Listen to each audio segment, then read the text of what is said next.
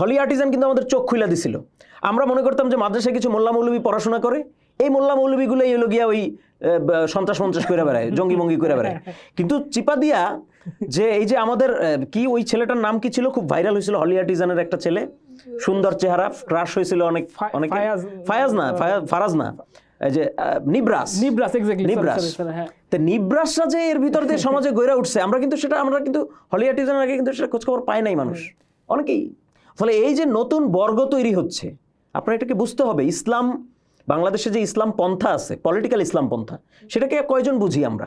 ওই আবুল বারাকাতরা সারা জীবন মৌলবাদের অর্থনীতি নামে যা করে গেছে, এগুলি তো সমাজকে আরো পিছনে ঠেলে দিয়েছে আমি বলবো। ফলে আপনার নতুন দ্বন্দ্ব বুঝতে হবে, নতুন বর্গ বুঝতে হবে, নতুন কন্ডিশন বুঝতে হবে।